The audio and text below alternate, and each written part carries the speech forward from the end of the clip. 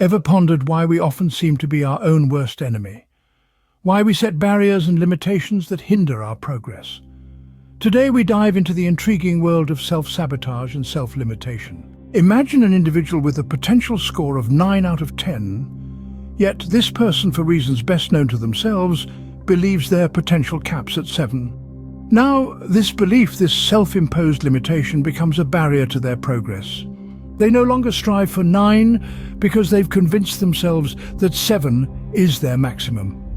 They've set a glass ceiling for themselves, and that's as far as they can see. This lack of self-belief, this self-doubt, is often a reflection of the environment in which they've grown up.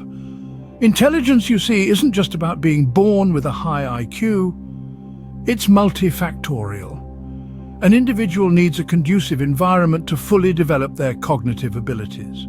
To illustrate this, consider the celebrated Formula One driver, Airton Senna. Suppose hypothetically his father had lost his life in a car accident, imbuing young Senna with a deep-seated fear of cars and safety. Despite his potential to become a world-class driver, this fear would prevent him from ever realizing his abilities.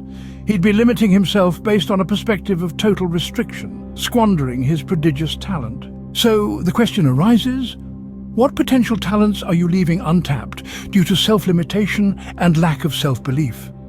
Returning to our original analogy, the person who limits themselves to 7, despite being a 9 at heart, will never reach 10. They will spend their life fighting to be a 7, justifying their struggles and difficulties as a defense mechanism to explain their results and ease their internal pressure.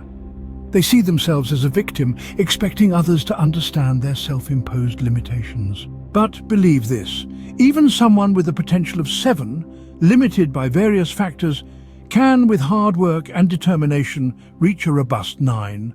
For them, this 9 is their 10. They never stopped believing in themselves and pursued what others deemed impossible.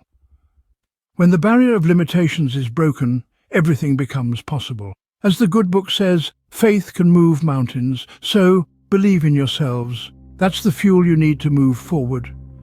Today's exploration into the realm of self-sabotage and self-limitation shows us that our biggest obstacle can often be our own mind. We've discussed the impact of self-imposed limitations, the influence of upbringing, and the power of self-belief. The key takeaway: don't limit yourself based on preconceived notions and self-doubt. Believe in your potential, break through your barriers, and you'll be amazed at what you can achieve.